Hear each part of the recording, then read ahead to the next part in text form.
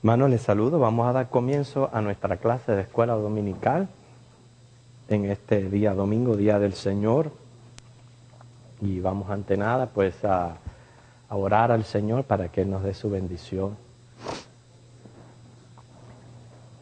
Estamos aquí un grupo de tus hijos, Dios, ya que comienza este tiempo que hemos separado o consagrado para ti, para meditar en ti, para adorarte, para alabarte, para enriquecer nuestras almas con el estudio de tu palabra, ya que, Señor, nos sometemos a la guía de tu Espíritu Santo, para que vayas, Señor, como hace un alfarero, moldeando a tu semejanza, Dios, a tu imagen.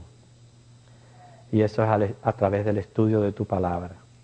Por lo que suplicamos, Señor, ya que estás en medio de nosotros, que guíes este estudio, que seas con cada uno de nosotros, dándonos unas mentes, Señor, receptivas y corazones, Señor, donde puedan atesorarse tus divinas verdades.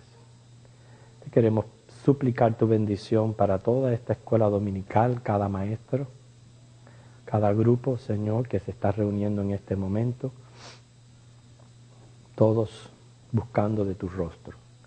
En el nombre de Jesús, amén. Bueno, vamos a reanudar las clases de Judas.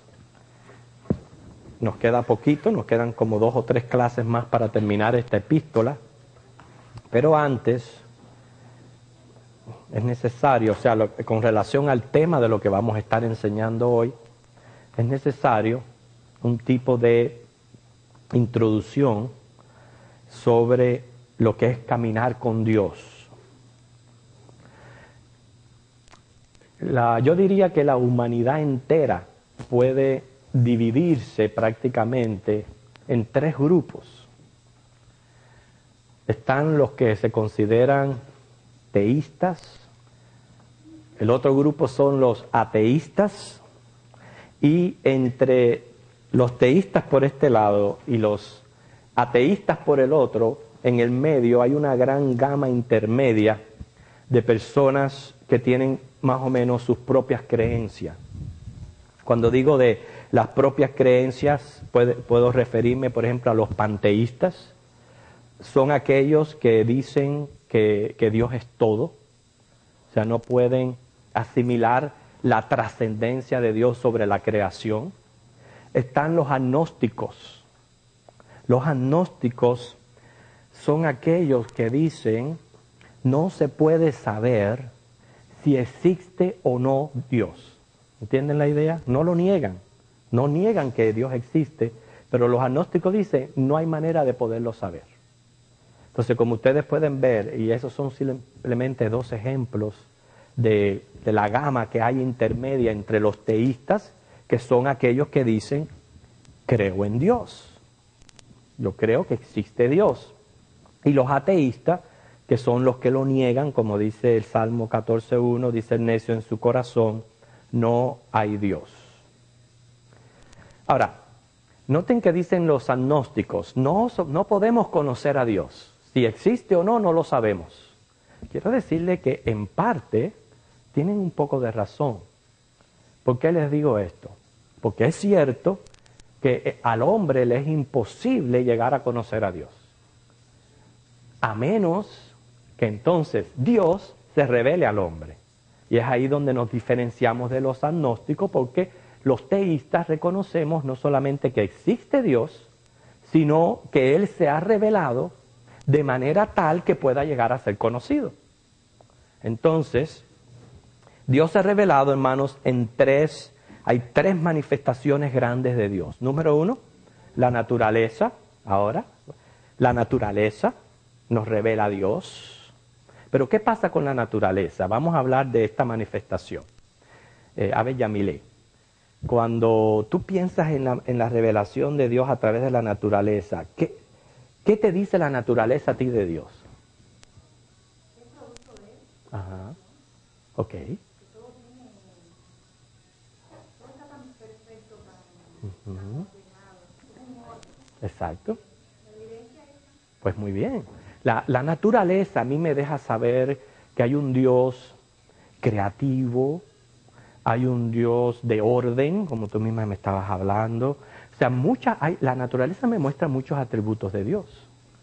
Pero, sin embargo, no nos deja saber todo acerca de Dios. Por eso es que se necesita la segunda revelación, que es la Biblia. Pues la Biblia es el libro inspirado por Dios para que nosotros podamos llegar a conocer el carácter, los atributos y la voluntad de Dios. Y la última manifestación que tenemos es Jesucristo, es su Hijo. Ya esta es la más grande de todas porque es el mismo Dios tomando forma de hombre para que nosotros podamos llegar a ver al Dios invisible, al Dios que no podemos conocer. O sea, todas estas manifestaciones a mí me revelan un Dios, uno, trascendente. Quiere decir, Dios sobrepasa toda la creación, que es el concepto contrario al panteísmo. O sea, nosotros sabemos que Dios trasciende a la creación. Él, como dice, Él no es hombre para mentir. Ahí estamos ya reconociendo su esencia divina. Pero también Dios es inmanente. Quiere decir que Él está presente. Okay. No en las criaturas. Las criaturas tienen su esencia, la que Él le haya dado. Presente me refiero a su interrelación con la creación. O sea, que está al tanto de lo creado. Que no fue un Dios que hizo el mundo, le hizo hacia la tierra para que comenzara a girar y ya la abandonó y no se involucra en nada más en la creación. Dios no es así, Dios es inmanente. Y la Biblia muestra que Dios también es invisible. Se está hablando de su esencia ya, su esencia divina, su esencia espiritual.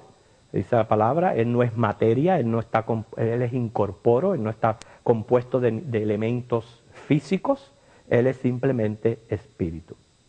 También a través de la Biblia podemos conocer que hay ciertos atributos en Dios que son inconocibles o incomunicables. Quiere decir, pertenecen solo a Dios. Hay otros comunicables.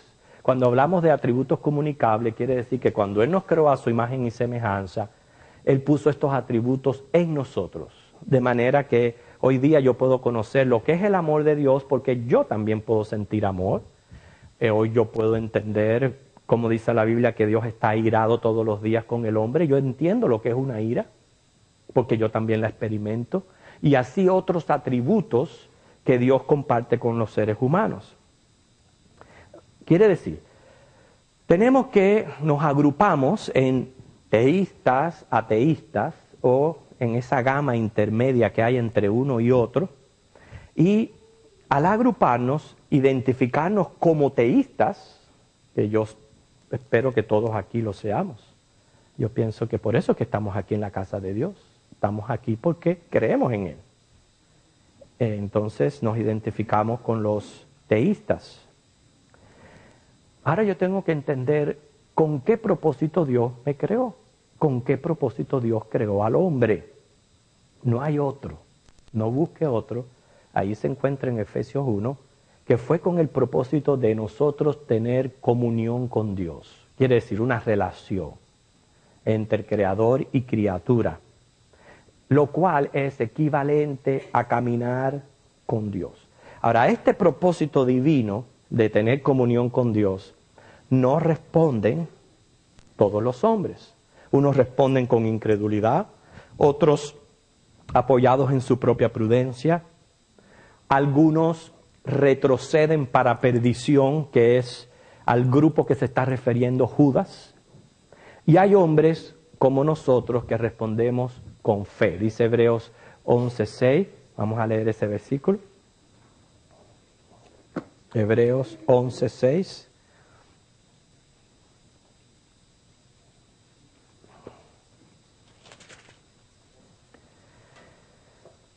Pero sin fe es imposible agradar a Dios. ¿Vieron ahí? porque sin fe es imposible agradar a Dios, porque es necesario que el que se acerca a Dios crea que le hay y que es galardonador de los que le buscan.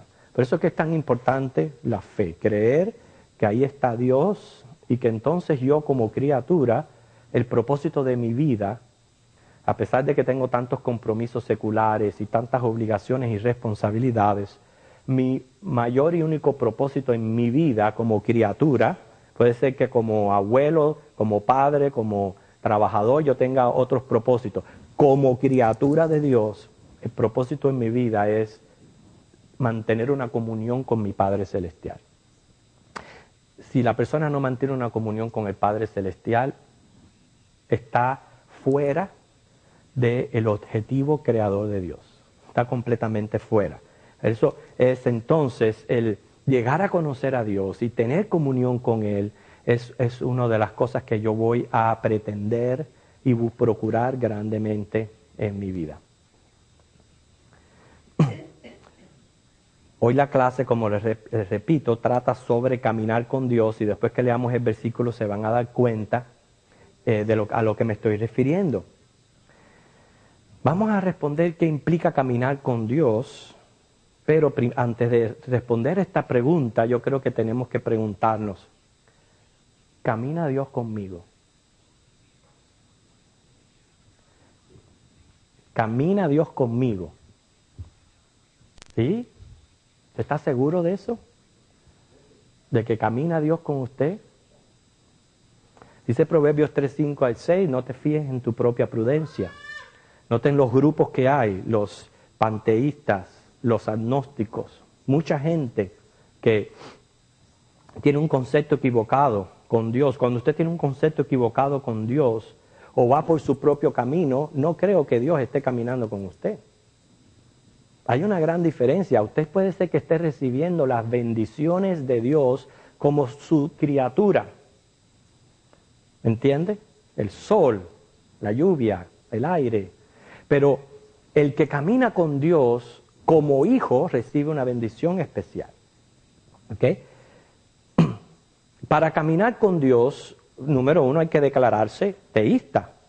Número dos, es obvio que si Dios nos creó con un propósito y su esencia es espiritual invisible, que Él mismo se nos revele para poderle conocer, entonces caminar con Dios significa esmerarme en conocer a ese Dios a través del estudio de la Biblia. Por eso es que estamos aquí, estudiando la Biblia. ¿Entienden la idea de lo que le estoy llevando, el hilo?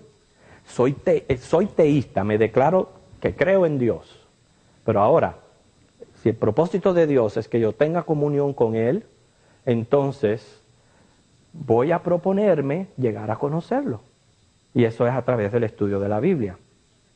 Caminar con Dios implica también responder con fe y voluntad a la revelación divina. Porque según nos va llegando la revelación, vamos adquiriendo el conocimiento y vamos entendiendo, o sea, según vamos siendo expuestos a las verdades divinas, hay que darle no solo la bienvenida a ese conocimiento, pero también hay que ponerlo en práctica y permitir que nos transforme y que nos revolucione prácticamente como personas.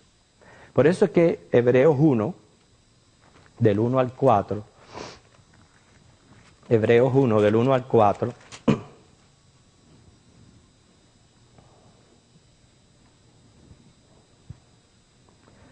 nos vamos a dar cuenta que yo no puedo declararme teísta fuera de una relación con Jesucristo. No hay tal cosa que usted diga, sí, yo creo en Dios, pero niegue a Cristo o tenga una opinión completamente contraria, recuérdense, de su persona, de su misión. ¿Okay? Por eso es que ahí entran ya las sectas, inclusive cristianas, que se declaran teístas, pero no tienen un concepto correcto de Jesucristo. Quiere decir, para yo declararme teísta, yo tengo que también tener una relación personal con Cristo Jesús. ¿Por qué? Porque así lo declara Dios en la palabra. Hebreos 1, del 1 al 4. Anita, ¿lo lees? Dios, habiendo hablado muchas veces y de muchas maneras en otro tiempo a los padres por profetas, en esta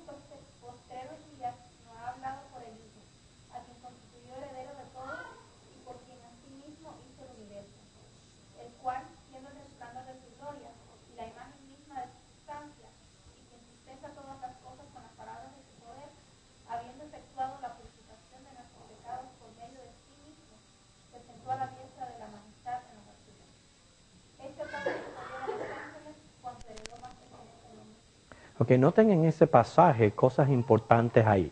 Dios habló de muchas maneras, ¿ok? Pero en estos postreros días, se está refiriendo a hace 2000 años, nos habla por medio de su Hijo, el que constituyó heredero de todo y por quien asimismo hizo el universo. Entonces, el universo es creación de Dios y lo hizo por medio de Jesucristo. Y ahí muestra también su sacrificio en la cruz. Por lo tanto, todos los teístas deben de declararse o identificarse como cristianos, que Jesús viene a ser Dios, Señor y Salvador de sus vidas. Y entonces, como dice Juan 14:6, Él es el camino, la verdad y la vida. Quiere decir que entonces ese teísta cristiano opta por un nuevo caminar en su vida, una nueva manera de conducirse, porque está siguiendo a Jesucristo, que es el verdadero camino. Bueno, vamos a Judas. Judas, los versículos 14 y 16.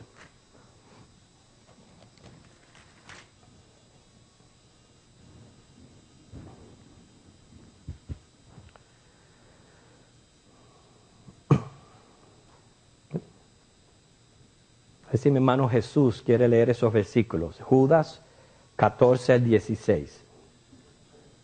De esto también profetizó Enoc, séptimo desde Adán, diciendo que he aquí vino el Señor con tantas decenas de millares, para hacer juicio contra todos y dejar convictos a todos los impíos de todas sus obras impías que han hecho limpiamente y de todas las cosas duras que los pecadores impíos han hablado contra él. Estos son murmuradores, querellosos, que andan con sus propios deseos, cuya boca hablan cosas infladas y adulando a las personas para sacar a provecho. Como vemos, Judas sigue manteniendo su tema hablando de los apóstatas, y lo que él simplemente dice que Enoc había profetizado sobre la apostasía. Recuerden, vuelvo de nuevo a señalar el concepto de un apóstata para que no nos confundamos. Un apóstata es una persona que, habiendo sido expuesto a las revelaciones de Dios, porque repito, recuerde, cuando usted es expuesto, hay cierto tiempo que usted vive bajo una ignorancia. Y esa ignorancia, dice la Biblia, que Dios la pasa por alto. Porque es obvio que usted está bajo una ignorancia y no puede ser responsable por la misma. Pero lo que Dios no pasa por alto es que usted sea expuesto a su revelación y que continúe de la misma manera, sin reaccionar, sin hacer cambios. Inclusive hay muchos que aparentan hacer cambios, pero como el resultado final es volverse atrás y abandonar y negar la fe, es obvio que nunca respondieron correctamente a la revelación divina. Estos son los apóstatas, que son completamente contrarios a una persona que permanece en una incredulidad por ignorancia. Ya ellos permanecen en ese estado a conciencia, a sabienda. Eso pone al ser humano en otro tipo de nivel de condenación, más severo de parte de Dios.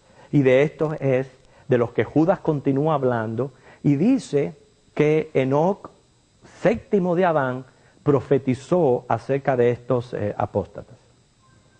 Y es una de las ideas que yo he tenido a través de la epístola de Judas, es que cada vez que mencione un tema, entonces resaltar ese tema, porque es lo que estamos procurando nosotros que sea aplicativo a nuestras vidas. Entonces, yo he querido llevar la clase por ese camino de Enoc, por el camino de Enoc, para que nos ayude a entender cuál debe ser la correcta relación que tenemos que tener con Dios. Ustedes saben que Enoc se da a conocer por qué. Este personaje de la Biblia, ¿por qué se da a conocer Enoc? ¿Qué es lo primero que le viene a la mente al escuchar este nombre? Alguien que caminó con Dios, así lo dice la Biblia, ¿ve? Alguien que caminó con Dios. Entonces, el propósito de esta clase es realmente ver qué es lo que es caminar con Dios, porque yo quiero caminar con Él todos los días de mi vida. Entonces vamos a enfocarnos en eso, pero antes vamos a dar algunos datos históricos para aquellos que les gusten estos detalles. Dice ahí que es el séptimo desde Adán. Enoc viene a ser el bisabuelo de Noé. ¿Ok? Es un descendiente de Set, hijo de Yared, que engendró a Matusalén. Matusalén es el que mantiene el récord mundial en los libros Guinness por el hombre que más vivió sobre la faz de la tierra. Matusalén vivió 969 años. Yo me conformo con los 69. 969 años vivió Matusalén. Él es el hombre que mantiene el récord en el mundo. ¿Okay? Y es nieto de Enoc, no, hijo de Enoc, perdón. La peculiaridad de Enoc es que fue el único hombre de la genealogía antediluviana que no murió. Él no murió, él vivió 365 años y Dios lo arrebató al cielo. O sea, fue traspuesto al cielo sin experimentar o ver la muerte. La historia de Enoc usted la puede encontrar y después quizás leerla en su casa con más detalle en Génesis 5 del 18 al 24. Me llama la atención, Enoc caminó con Dios en medio de una generación que Dios tuvo que destruir por causa del pecado. Quiere decir, él caminó con Dios a pesar de que vivía en medio de una sociedad tal como la que vivimos nosotros, a pesar de estar compuesto de la misma materia que estamos compuestas nosotros, siendo un ser humano, él vivió y caminó con Dios. ¿Sabía usted que Adán conoció al padre de Noé? Adán conoció al padre de Noé, a Lamec. Y esto se puede atestiguar según los cálculos que se encuentran en Génesis 5. Por eso es que es tan importante las genealogías en la Biblia. Y yo sé que las genealogías, cuando uno las lee, son un poquito tidiosas, un poquito aburridas, pero nos permiten sacar detalles como estos. O sea, saber que Adán pudo ver, experimentar con sus propios ojos a dónde llegó la maldad por causa del pecado. Él pudo verla, aunque no, ya él murió antes del diluvio, pero sí él estaba vivo, viendo generación tras generación, cada vez contaminándose más. No solo la muerte de su hijo, sino también ya la contaminación general, el alcance tan grande que tuvo su desobediencia. Adán tenía 130 años cuando nació Set. 235 cuando nació Enos, 325 cuando nació Cainán, 395 cuando nació Maalaleel, 460 cuando nació Yared, 622 cuando nació Enoc, 687 cuando nació Matusalén, 874 cuando nació Lamec, y 55 años después del nacimiento de Lamec, Adán murió de 930 años. Y 10 años después de la muerte de Adán, nació Noé. Quiere decir que él pudo, fíjate, 10 años nada más después que él murió, nació Noé. Él pudo experimentar la contaminación del pecado. Ok, Enoc es un personaje bíblico, hermano, debemos admirar, en el sentido que aunque la generación de entonces estaba contaminada de pecado, hasta el punto que Dios decidió destruirla, Enoc en medio de aquella generación se destacó por su comportamiento santo, porque fue un hombre que caminó con Dios. Vamos a Génesis 5, yo dije que lo leyeran en sus casas, pero es importante resaltar cuando aparece en la Biblia el versículo 24.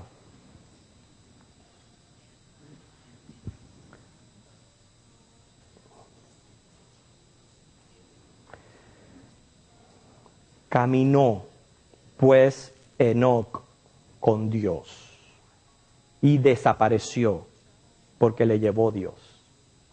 ¿Okay? Caminó Dios con Dios. Yo estoy seguro que caminar con Dios es el deseo de todo creyente piadoso, pero ¿qué es lo que implica realmente caminar con Dios? Yo le voy a mencionar varios aspectos, ¿okay? Varios aspectos para que cada uno de nosotros lo tengamos en cuenta, ¿okay? Número 1, muy, muy importante, una religión verdadera. ¿De qué me vale a mí practicar una religión que cuando yo llegue delante de la presencia de Dios, Dios me diga, yo a ti no te conozco, apártate de mí, yo a ti no te conozco? Dice la palabra de Dios que sin una relación personal con Cristo Jesús como Señor y Salvador de su vida, o sea, sin un reconocimiento que uno es pecador y que Cristo murió precisamente por saldar mi cuenta, mi pecado, por ponerme a bien con Dios. Sin ese reconocimiento de aceptar a Cristo como Señor y Salvador, no hay religión verdadera. Él es el verdadero Dios y Él es la vida eterna. Si usted quiere tener vida eterna, usted tiene que tener a Cristo. Él tiene que ser su Dios, Él tiene que ser el Señor de su vida y el Salvador de su alma. Usted no puede confiar en otra cosa más que no sea exclusivamente en Cristo. Eso es lo que es la verdadera religión y es importante para caminar con Dios. Por eso digo, no es que yo diga camino con Dios, es camina Dios conmigo. Porque a lo mejor yo estoy yendo por unas sendas que a Dios no le agrada. Y si son sendas que a Dios no le agrada y que con toda claridad Él la expresa en su palabra, no podemos asumir de que Dios camina conmigo. Por eso es que esto es tan importante. Vivir de acuerdo con Dios. Esa es la segunda. Tener a Dios siempre presente. 4, reconocer su providencia. Vivir en comunión con Dios. Obedecer sus preceptos. Hacer de su palabra la norma de vida. Hacer de su gloria nuestro objetivo en la vida. Acomodarnos a la voluntad de Dios. Ser un colaborador de Dios. Promover la piedad en otros y procurar el agrado de Dios. Eso es lo que es más o menos caminar con Dios. Sin embargo, noten cómo Judas, prácticamente en un tipo de trabalengua, mencionaba a los impíos una y otra vez. Y decía que actuaban impíamente. Los hombres que son impíos caminan solos, caminan contrario a Dios. Sin embargo, antes que Dios destruyera el mundo por causa de estos impíos, Él se llevó a Enoc, lo trasladó. Enoc no vio muerte. Él fue trasladado al cielo. O sea que esto es tipo o figura de la iglesia de Cristo que camina con Dios en la tierra. Cuando llegue el preciso momento en que Dios va a destruir este mundo, Él dice, ya no con agua, pero esta vez con fuego. Cuando llegue ese preciso momento, es obvio que va a haber una iglesia viva, me refiero de gente viviendo. Esa gente va a ser trasladada al cielo sin ver muerte. Sin ver la muerte van a ser trasladados como fue Enoc y también como fue Elías. Inclusive es como una figura o tipo de la iglesia Enoc. Note, ocurre el diluvio y antes del diluvio Él se lleva a Enoc. De la misma manera que cuando venga la gran tribulación a la tierra, antes de la gran tribulación, Él va a arrebatar y se va a llevar la iglesia. Se la va a llevar al cielo sin ver muerte. Entonces, eso es ¿por qué? Por caminar con Dios. Significa, hermano, que si hay impíos que caminan sin Dios y gente que camina con Dios, y ya hemos dicho lo que significa caminar con Dios, bueno, vamos a hablar ahora de los que caminan sin Él, los que caminan solos. ¿Cuáles son las características de esta gente impía? No tienen una vida de oración con el Señor, no oran a Dios. Ellos no se encomiendan al Creador, ni de día ni de noche. No les importa, porque como no creen en Él, pues no les importa y no oran a Dios. Tampoco se conducen en el temor de Dios en el transcurso de su vida. No se como dice, se comportan de esa manera. Nosotros los cristianos, hermanos, seguimos siendo pecadores. Pero no es menos cierto que todos los días de mi vida yo procuro agradar a Dios porque tengo temor de Él. Y eso es lo que me conduce a mí a la santidad de vida. Pero la gente que no tiene a Cristo no se conduce en el temor de Dios. La gente que no tiene a Cristo no busca consejo en la palabra, ni menos la aplica. No leen la Biblia, no la estudian, no les interesa. Si no oran, si no se conducen en temor y si no buscan consejo en la palabra, menos congregarse. Entonces tú ves que lo que hacen es buscar la compañía del mundo, la compañía de donde ellos se puedan identificar, donde tengan temas de conversación en común y hagan cosas en común. Y es ahí donde viene el rechazo a los cristianos. Rechazan a los cristianos porque no se conducen de la misma manera que ellos. Bueno, así vivía la gente en los días de Enoc. Cada vez se corrompía más. Y se corrompían más de manera tal que Dios decidió acabar el mundo con lluvia. Hermanos, hace poquito estaban en las cortes peleando que si sí, que si no, le daban los derechos a los homosexuales. Mira ya dónde estamos. Ya en California fue aprobado la semana pasada. Ya fue aprobado ya. Y lo que hace, yo digo, bueno, estas personas están mal con Dios porque están en contra de la naturaleza y van a recibir consecuencias de eso. Pero ¿se imagina usted que una nación que fue fundada en Dios, ¿verdad?, acepte en su jurisdicción una ley semejante? ¿Qué usted cree que va a pasar con la nación o con ese estado de California? Juicio de Dios. ¿O es que nosotros pensamos que podemos desobedecer a Dios y Dios quedarse con las manos cruzadas así, el hombre burlarse de Él? El juicio viene, hermanos. Por eso es que de la misma manera Dios le va a poner fin a este mundo. ¿Por qué no lo ha hecho todavía? Porque según 2 de Pedro 3, 10 y 14, Él espera con paciencia a aquellos que procedan al arrepentimiento. Está esperando por ese otro que falta, por arrepentirse, convertirse y aceptar a Cristo. Que entre al conjunto de la iglesia, al núcleo, para que entonces una vez esté completo, vamos a decir, esa célula, Cristo venga, se lleve esa iglesia y comience el juicio sobre el mundo. Para que ustedes vean lo importante que es caminar con Dios. Es muy importante, porque aquel que cuando ocurra esto no esté caminando con Dios de la manera que debe, hermano, se va a quedar. Se va a quedar. Y se va a quedar a sufrir los juicios que vienen sobre esta tierra. Y créame que según muestra el libro de Apocalipsis, créame, usted no quiere quedarse aquí. Usted no quiere quedarse aquí, se lo digo, usted no quiere quedarse aquí. Entonces es importante caminar con Dios. Bueno, vamos entonces a seguir estudiando el pasaje y ver que en el versículo 15 él habla de una profecía. ¿Okay? Enoc profetizó. La profecía está un poquito oscura y tenemos que más o menos tratar de interpretarla.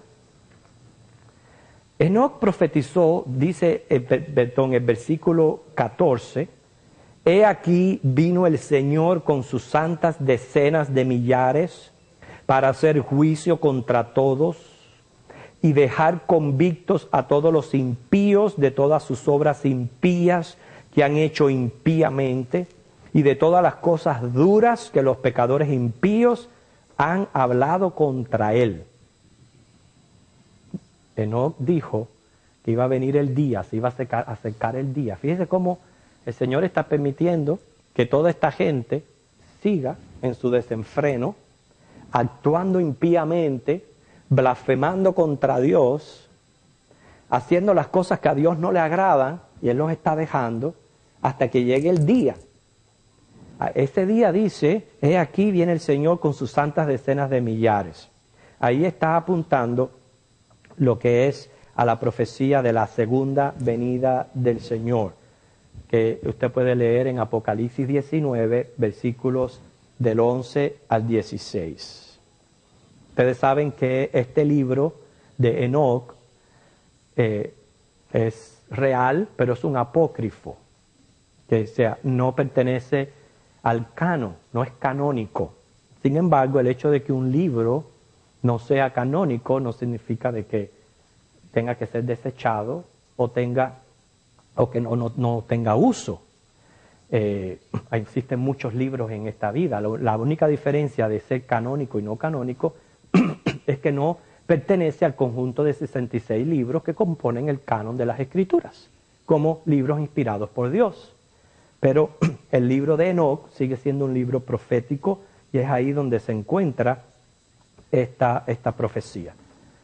El tiempo ha pasado, yo quería hablarles un poquito acerca del canon de las Escrituras, de cómo fue formado, pero quiero proseguir con el tema de la clase.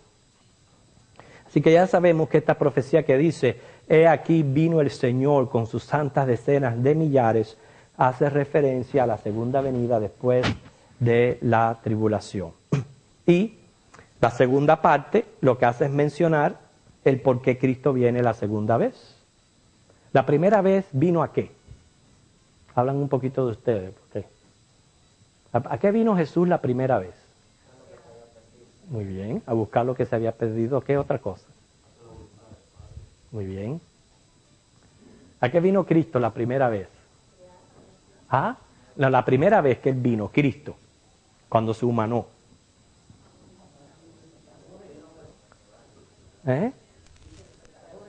Así es. Lo que usted está diciendo es muy importante, dígalo alto. Así es. Al pecador, no vino a salvar al que cree en él y el que cree en su Padre, sino a salvar al que no cree en su Padre y al que no cree en él. A los pecadores, vino a salvar a los pecadores, muy bien. ¿Para qué otra cosa vino Cristo en la primera vez, hermana? Para que se cumpliese la profecía. Para que se cumpla la profecía, para que podamos tener una linda Navidad, que todos nos gusta celebrar la Navidad. Bueno, dice buena voluntad para con los hombres, ¿verdad? Si Dios, esta es una cosa, hermanos, si usted se pone a profundizar, es espeluznante para mí. El hecho de que el Dios creador de este universo, porque Cristo es Dios y coeterno con el Padre, y en Él y por Él fueron creadas todas las cosas, y teniendo la misma esencia del Padre, tomar una forma humana, o sea, fuera creada un ser humano con esa esencia divina humana y que ya ese ser humano permaneciera en ese estado por la eternidad. Y hacer eso por nosotros, por salvarnos a nosotros, no es espeluznante, hermano. No es una cosa que es tremendo pensar en eso. Cómo Dios vino y se anonadó, como dice Filipenses, en una figura de un ser humano y quedar así ya, porque ya ese ser humano a la vez que es creado es eterno. Es el amor, hermano. Y ya quedar así por toda una eternidad. Y todo por amor a ti y a mí. Eso lo hizo en la primera venida. Por eso que Él en este momento, con sus brazos abiertos, recibe a todo el que cree en Él. Pero entonces aquí se está hablando Enoc de la segunda venida. Ya los brazos de Dios no van a estar abiertos. No son brazos de misericordia, son brazos de juicio. ¿Por qué? Por el que rechaza a ese hijo de Él. No piense que va a ser cosa ligera rechazar a Cristo, o negarlo, o desatender este propósito nuestro de vivir en comunión con Él. El que no lo haga va a pasar a sufrir las graves consecuencias. Y Dios es tan misericordioso que nos advierte. Porque nosotros no merecemos ni que nos advirtieran de nada. Simplemente somos pecadores, llegó juicio, ¡pum! Porque nadie va atrás de un asesino advirtiéndole, oye, si matas, vas a ir a la silla eléctrica. Nadie hace eso. Sin embargo, a nosotros Dios nos advierte, a toda la humanidad le advierte a que se arrepientan, a que se conviertan de sus pecados antes de tener que sufrir el juicio. Pero hermano, lo único que falta es que le abran su cerebro y le metan así toda esta información para que usted la acepte. Es lo único que falta. No lo podemos hacer, porque para responder al Evangelio tiene que ser de una manera muy personal. Cada cual tiene que venir al convencimiento, número uno, que es pecador. Como pecador tiene un problema judicial. Y ahora les voy a aclarar esto. Es un problema judicial. Si a usted le llegara una carta de que usted tiene que presentarse en la corte porque tiene una demanda o ha cometido un delito, yo estoy seguro que usted no lo toma ligero. Entonces, las rodillas se le ponen a temblar. Y fíjese si no es así, que inmediatamente trata de procurar un abogado para que vaya y lo defienda, porque tiene un caso judicial. Y eso es con una corte terrenal. Ahora imagínese tener un caso judicial con la corte celestial, con Dios que es el juez, y que usted está convicto de pecado y mire, no hay manera que usted pueda justificarlo. Porque dice la palabra que el que viola la ley en un solo punto ya se hace culpable de todo. Y si usted ha experimentado un mal pensamiento, una mentira, un sentimiento de ira, o sabe hacer lo bueno y no lo hace, ya usted es pecador. Ya usted es pecador. Entonces, al ser pecador, ya usted tiene un caso judicial delante de Dios, el cual lo que usted merece no es que se le advierta, ni es que se le salve. Lo que usted merece es llevarlo a juicio y directico para la reja. Pero el amor de Dios no actúa de esa manera. El amor de Dios ha visto que usted es un convicto y entonces lo que ha hecho es castigar su delito en Cristo. Cristo pagar su condenación, para que cuando usted se presente delante del juez en la corte celestial, usted tenga a alguien que lo justifique delante de Dios. ¿Se imagina usted que a pesar de recibir esto y que usted lo rechace? Menos mal que yo no soy Dios, porque si es así, mire, al fuego. Porque es inaudito de que teniendo usted un tremendo problema, un caso judicial de la corte celestial, que la condena es el infierno, porque no es tampoco, es el infierno, y que Dios envía a Cristo, lo sacrifique de la manera que se sacrificó por usted y que usted lo rechace.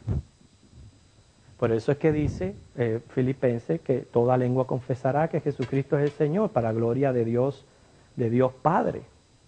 Entonces, de eso se trata la segunda venida. Ya no viene a salvar, viene ya a condenar, a juicio. Y hermano, de todas esas cosas el Señor nos está liberando. El versículo 16 pasa a mencionar algunas características comunes de estos apóstatas. Número 1 dice, ¿cuál es la primera característica según el versículo 16? Que son murmuradores. Se quejan contra las providencias de Dios. Se quejan contra las providencias de Dios. Así lo hizo Israel. Israel fue un pueblo murmurador. O sea, que se quejaba de lo que recibía de Dios.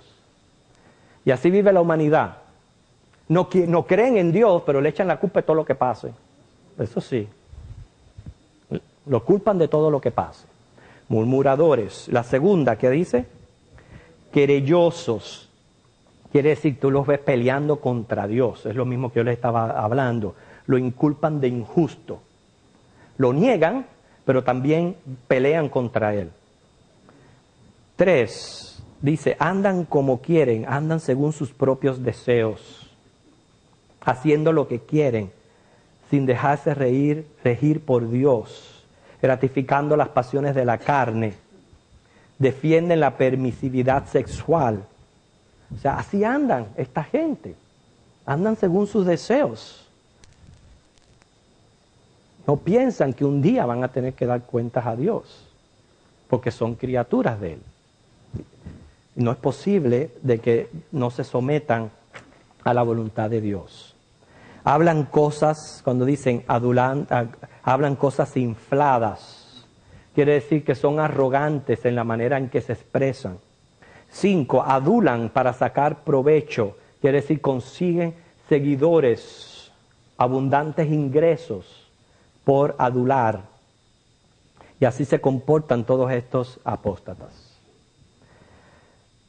Hay una lista de conceptos que usa la Biblia para describir diferentes maneras de pecar. Yo quise tratar de ponerlos juntos, porque están por toda la Biblia, están estos conceptos. Y uno piensa a veces de que son sinónimos el uno al otro, pero cada uno está declarando una situación diferente.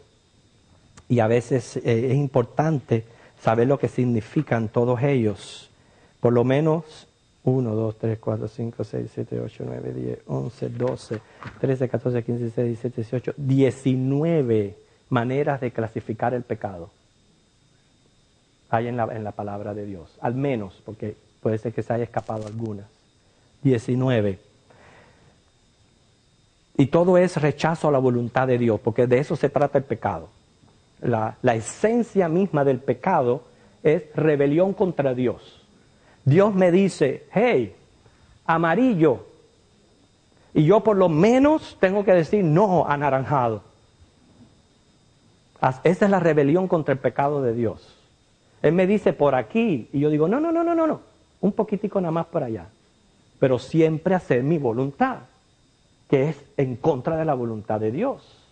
Por eso le digo, hermano, es mejor que nosotros nos identifiquemos como pecadores y decir, necesitamos ayuda, y que entonces Dios nos ayude a estar tratando de justificarnos en nuestras maneras de pensar o de hacer. Porque la voluntad de Dios está expresa claramente en la Biblia. Entonces, de tantas formas de pecado que hay, está la concupiscencia. Yo le voy a tratar de leer estos conceptos rapidito, que son apetitos desordenados, recurrentes. O sea, más bien una inclinación exagerada es lo que es una concupiscencia. A veces leemos esa palabra en la Biblia y inmediatamente la identificamos con algo moral. No es así.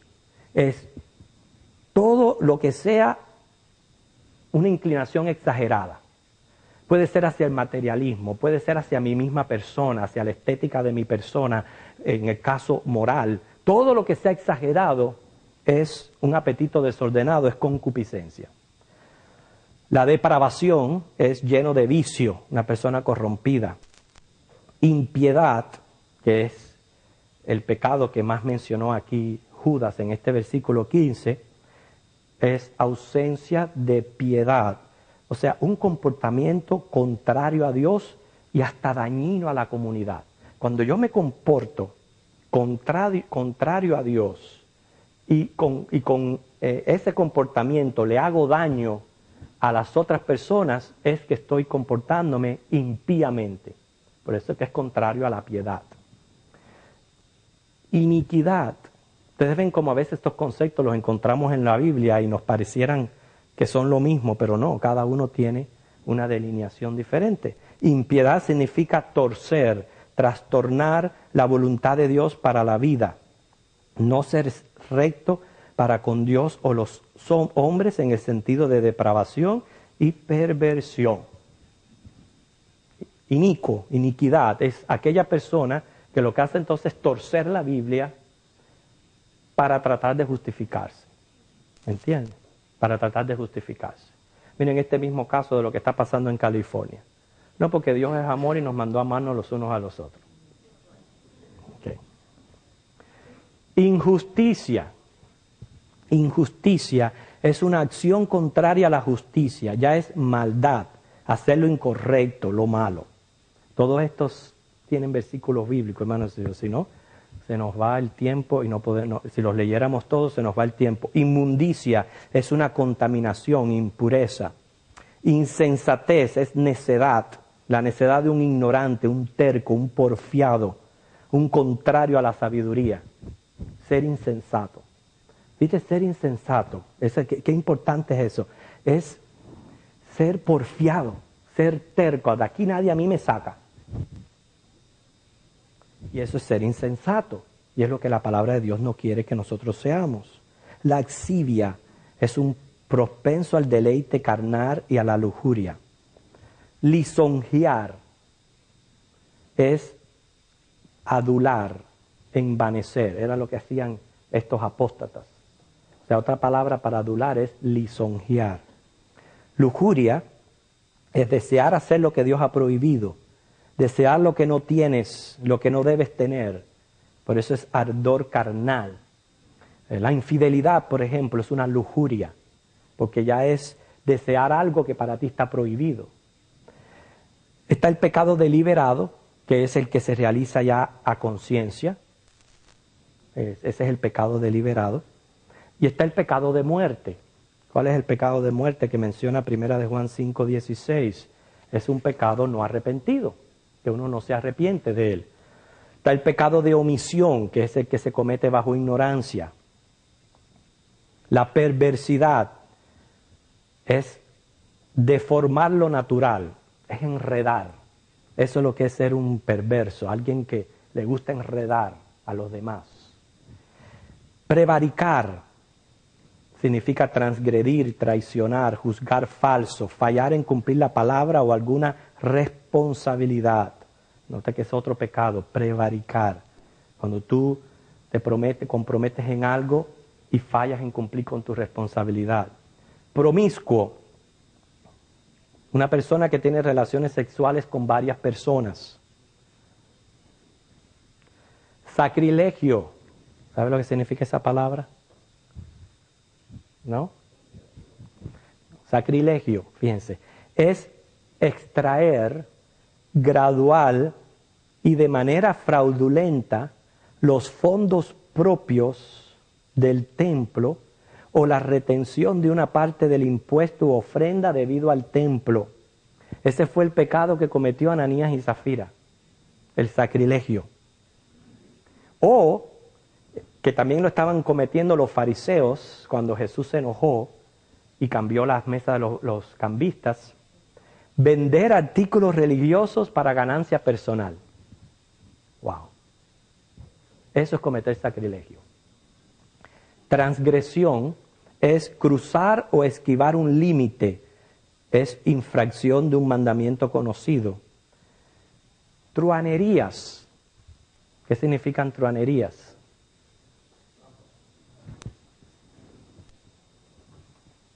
No, truanerías. ¿No saben? No. A veces pensamos que por el sonido de la palabra podemos sacar el significado. Truanerías son palabras sucias. Una persona que es mal hablada, que usa el lenguaje sucio para hablar, comete truanerías.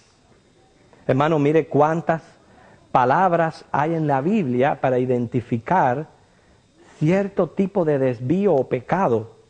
En general todo es rebelarse contra la voluntad de Dios, pero unos se rebelan de esta manera, otros se rebelan de otra, y por eso es que dice la Biblia, todos están destituidos de la gloria de Dios.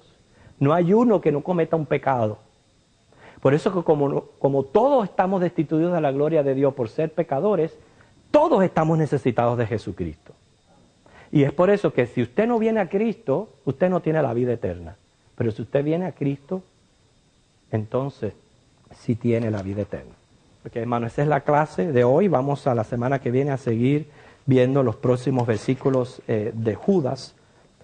Pero resumiendo el tema de lo que Judas nos presenta hoy, nos declaramos teístas, quiere decir creo en Dios. ¿Ok?